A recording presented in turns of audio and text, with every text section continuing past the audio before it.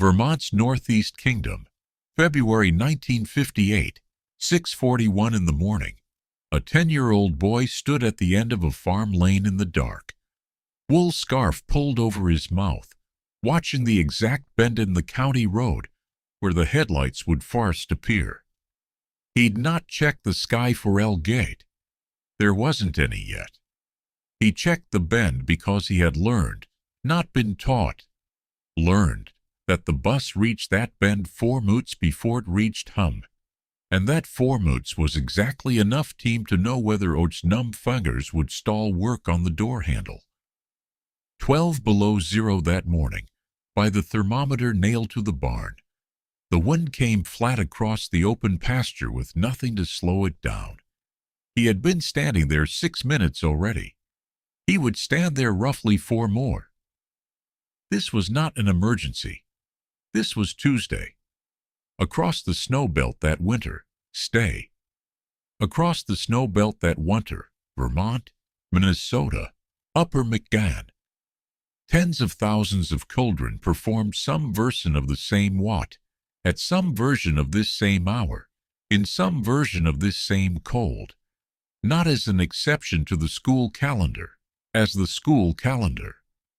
In these northern countries, winter did not close school. It restructured every single morning of it. What made it possible for a rural district to hold a normal calendar through 5 months of snow, ice, and sub-zero cold, instead of closing for the season the way isolated communities once did, was not the classroom. It was the bus that had to reach that bend, on that road, at that hour, regardless of what the sky had done over it. What did that requirement actually demand of the vehicle and of the person driving tea? The bus that boy was waiting for was not designed for comfort. It was designed to solve a narrower problem.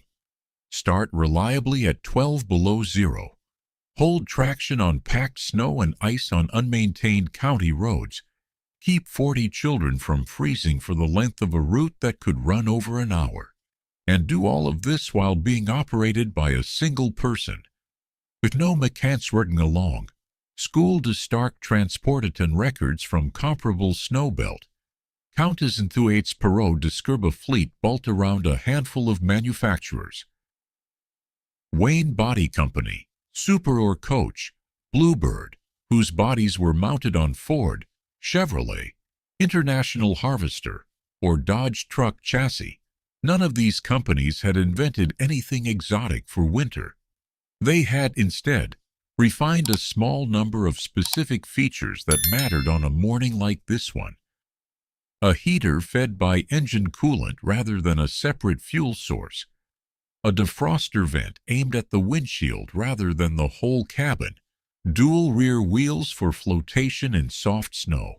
And on the worst routes, chains bolted onto the rear tires by the driver himself, by hand, in the dark, before the engine had even fully warmed. None of this was glamorous. All of it was necessary. A heater that took 18 minutes to produce meaningful warmth meant the first 10 minutes of every child's ride happened in a cabin nearly as cold as the platform they'd just left. A windshield that iced from the inside before it iced from the outside meant a driver sometimes worked a rag across the glass with one hand while steering with the other. State Board of Education requirements for this period specified minimum heating and defrosting standards for new buses, a direct response to the fact that older vehicles, built before such standards existed, simply hadn't reliably solved the problem. Before we continue, efter's kind of documentatons what you've been looking for. Consider subscribing. Every video on TRS channel goes into one specific element of American school bus culture from 1930 to 1980. What the bus was, how the route worked, and what the driver and the children inside it knew that no school district record ever captured. Not nostalgia for yellow buses, the documented operational and human reality of a system that carried an entire generation to school. what that system built into the people who lived inside it, a specific working knowledge of a road, a season, and each other, has never been fully replaced by anything that came after it, no matter how much safer or more efficient the newer arrangement became. And if you rode a school bus in this era, or drove one, put it in the comments. What's the coldest morning you remember waiting for the bus? And how did you know it was almost there before you could see it? Somewhere ahead in this channel is the story of the 1939 conference that decided, in 7 days, exactly what shade of yellow every one of these buses would be, and why the men in that room cared as much about a pant HP as they did about a brake lane. Back on the route, the heater, the chans, the defroster, these solved the mechanical half of the problem. But a bus that could survive the cold still had to be driven by someone who knew, second by second, what this specific road was doing under those specific tires. What did that require of the driver? Doctors who worked snowbelt rural routes of this length and character in this decade describe, consistently across oral history collections, a specific kind of knowledge that no training manual had given them. Which stretch of road held ice 2 full days after every other stretch had cleared? Which farm family needed an extra 90 seconds at the stop because the youngest child was slow with mittens? And which hill required starting the descent in a lower gear than the manual recommended, because the manual had been written for dry pavement, and this was neither dry nor pavement? This knowledge was built the only way it could be built, by driving the same route through hundreds of mornings that were each slightly different from the last. A driver in his first winter on a route knew what the map showed. A driver in his 10th winter knew what the map couldn't show, that the low spot past the Hendricks East Field drifted shut in any wind over 15 miles an hour, regardless of how clear the rest of the road was. And that the safest move on that morning was not to push through the drift, but to idle at the crossroads and wait 4 minutes for a farmer's truck to break trail first. State Transportation Department records from this period describe the driver's judgment, not a central dispatcher's, as the operative safety decision on most rural routes, because no dispatcher's office had real-time knowledge of a specific quarter-mile of county road. The driver was the only person in the system who died.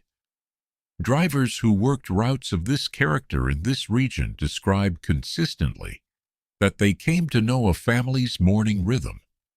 When the milking finished, when breakfast happened, when a child would be at the road, as precisely as they knew the road surface itself, because both were operationally the same kind of information. The difference between a normal morning and one that required adjustment. None of this appeared in a personnel file. None of it was tested for in a hearing interview. It existed only in the driver, and only for as long as the driver held the route. What the driver knew kept the bus moving, but the children riding inside it were building a parallel knowledge of their own, one that had nothing to do with keeping the vehicle safe, and everything to do with knowing, without ever checking a clock, exactly how much of the ride remained.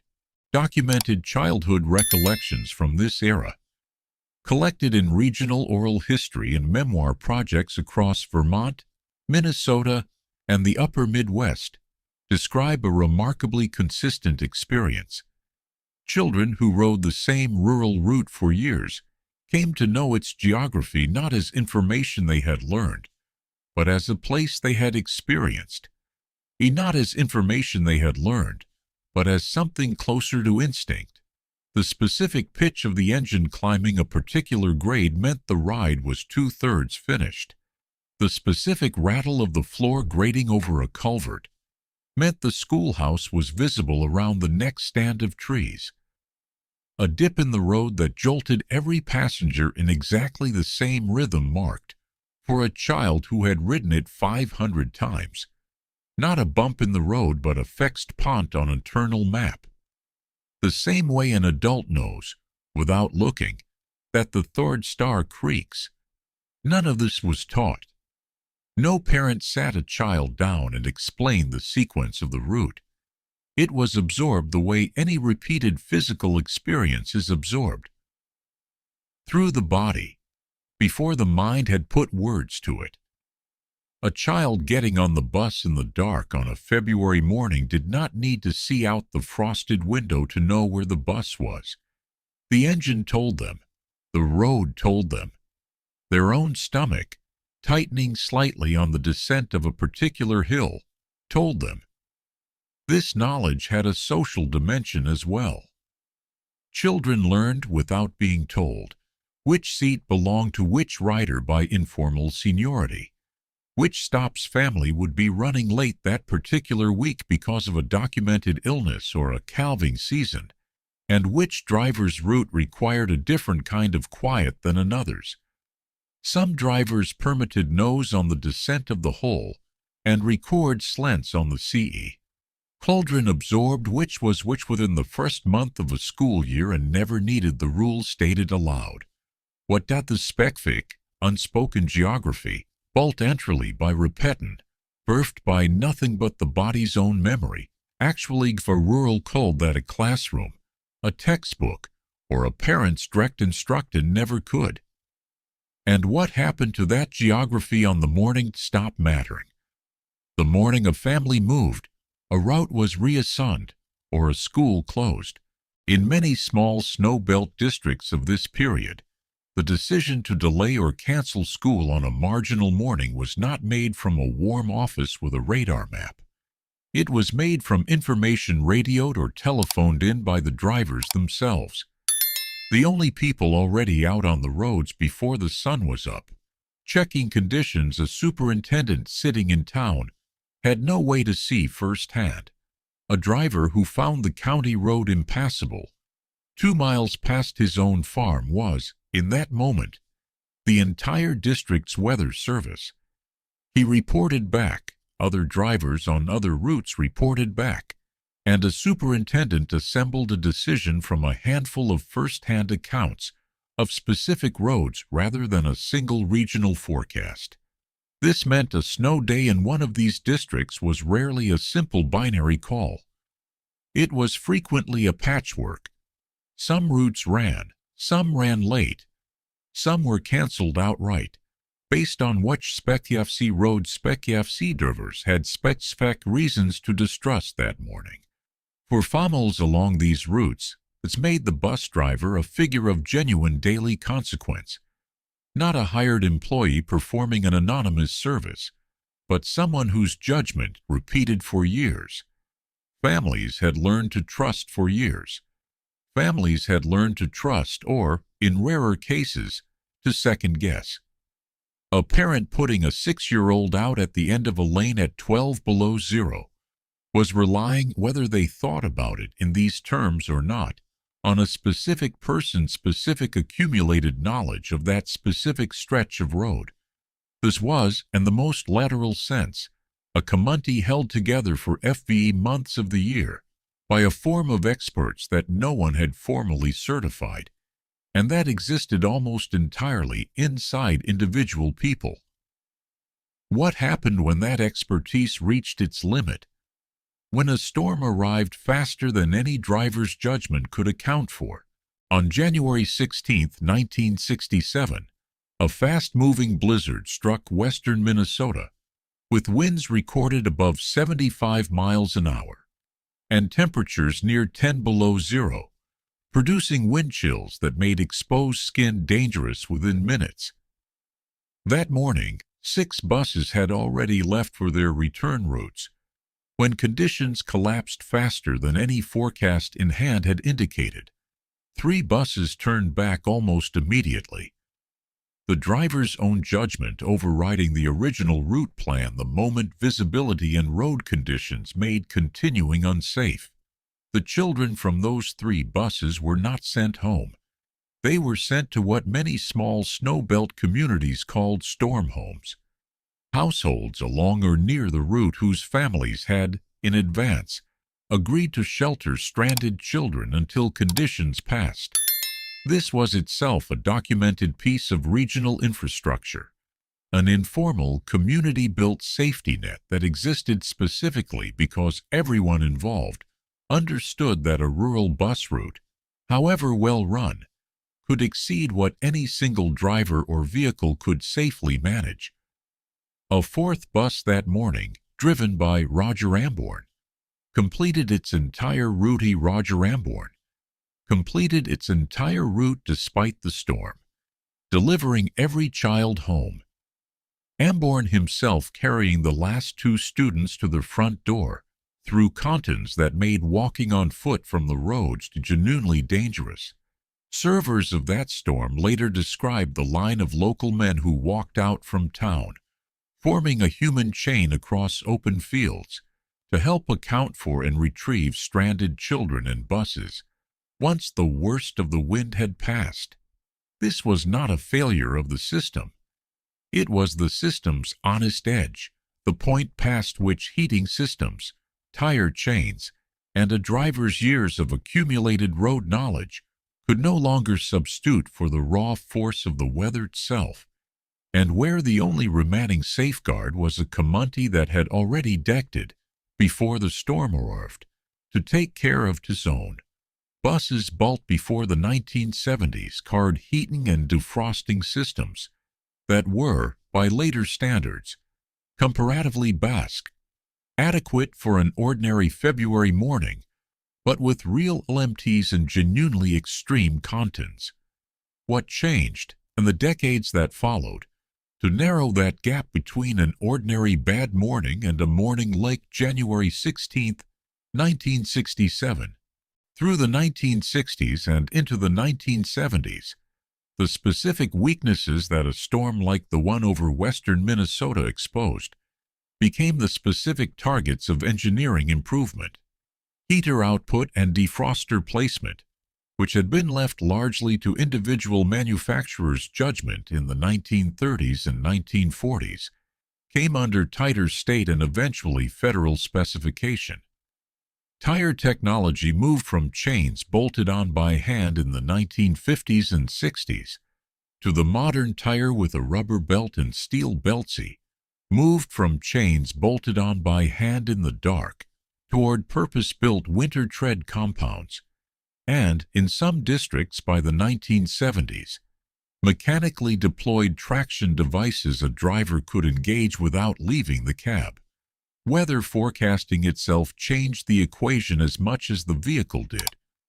A district superintendent in 1953 was assembling a picture of that morning's roads from a handful of first-hand driver reports and a general radio forecast. By the 1970s, improved regional forecasting gave districts meaningfully more lead time to make a delay or cancel decision before buses had already left the depot, shifting some of the burden of the January 1967 kind of decision from a driver discovering conditions in real time to an office deciding the night before. None of this eliminated the driver's judgment. It narrowed the range of mornings where that judgment was the only thing standing between a route and a disaster. State Board of Education requirements from the mid-1970s specified minimum defroster output and window clearance standards directly traceable to documented incidents from the preceding decades. A regulatory response, in other words, to exactly the kind of morning a district like the one in Chokio had lived through. The improvements were real, and they were incremental, arriving one specification revision at a time, rather than as a single dramatic fix. What they gradually reduced was not the driver's importance, but the frequency with which a driver's individual judgment had to substitute entirely for equipment the vehicle itself should have provided. What stayed exactly the same through all of it was the daily requirement that a bus reach a specific bend in a specific road on a specific cold morning for a specific child standing there. regardless of how the equipment underneath the driver had changed. For many of these snow belt districts in this era, the small rural or small-town school at the end of the route was not a separate institution the bus simply delivered children to. It was part of the same continuous system. The teacher often knew the driver by first name. The driver often knew which classroom each THLD belonged before the cult had said a word that morning, because he had watched them ard to that same school for years. A snow-delayed opening changed the school's whole rhythm, not just its start time. Teachers reworked morning lessons around a compressed day. A hot breakfast program timed to a bus that might arrive 90 minutes late meant kitchen staff listening for the same engine sound the children listened for. And a school with 30 or 40 students total felt the specific absence of a single bus immediately. In a way, a large consolidated school with a dozen buses arriving in a continuous stream never would.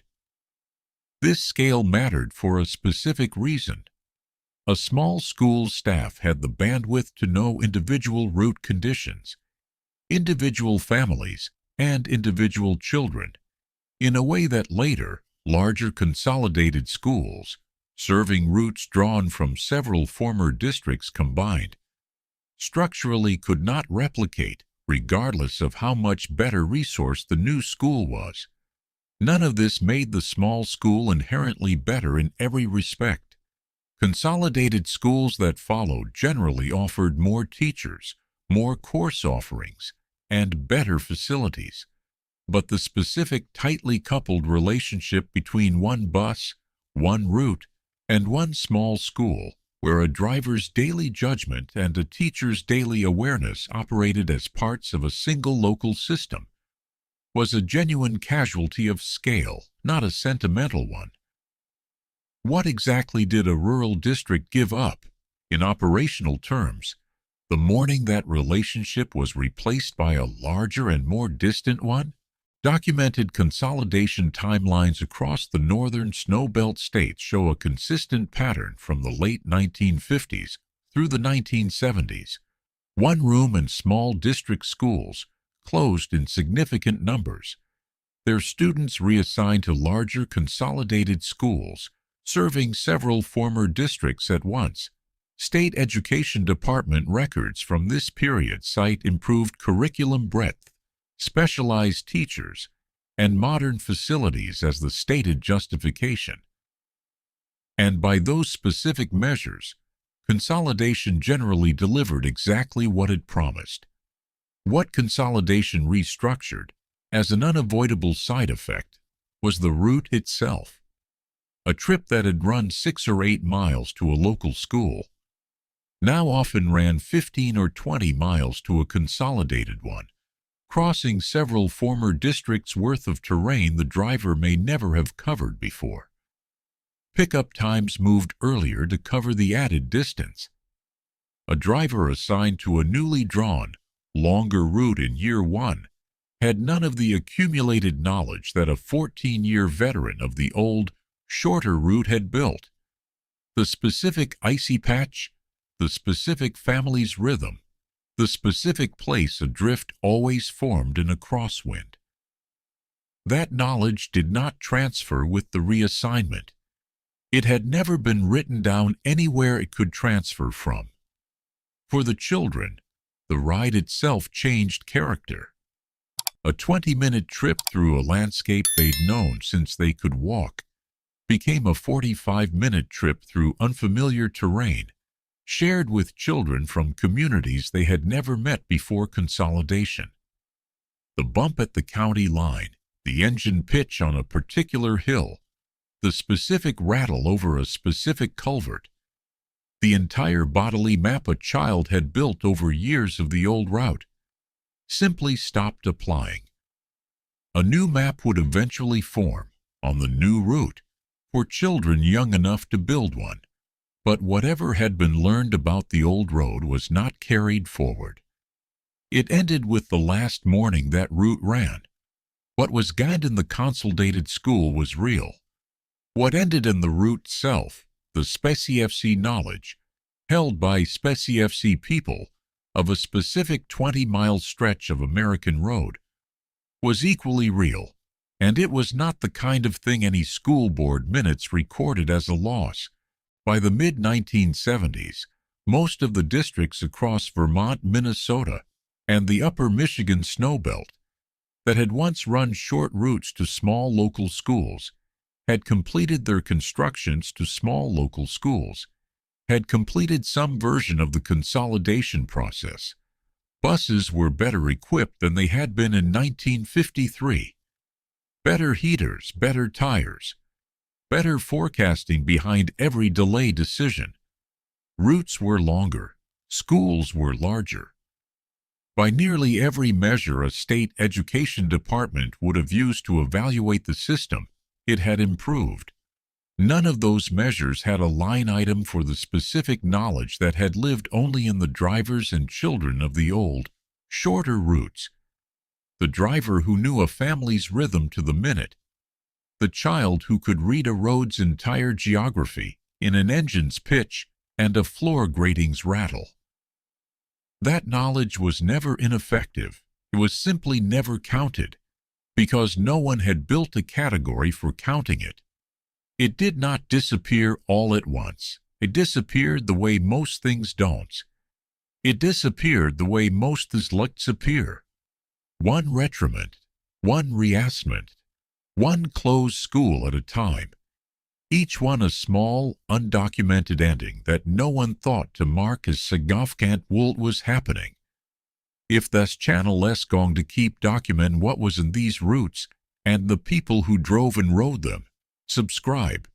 There are more buses, more routes, more drivers, and more children's geographies that were built by daily repetition and never written down. What a bus route built into the people who lived it, a working, unspoken knowledge of a specific stretch of American ground, has never been replicated by anything that came after it, no matter how much safer or faster the new arrangement was. And if you have a memory of a bus, a driver, a route, a bump in the road that told you where you were, put it in the comments. What's the specific sound or the specific stretch of road that still tells you exactly where you are, even now? Ahead in Thirst Channel, the story of the storm homes themselves. The ordinary families along these routes who agreed, every winter, to open their doors to whichever children a driver's judgment brought to them. A child on a rural Minnesota route in this era heard the bus before she saw it, not because anyone had taught her to listen, but because 2 years of reading the same road twice a day had taught her ears something her eyes had not yet caught up to. She knew the specific pitch of the engine on the hill past the grain elevator meant 5 minutes. She knew the bump at the county line meant 20. She never thought about how she knew she supply knew de mole, because the road had taught her, morning after morning, without ever meaning to.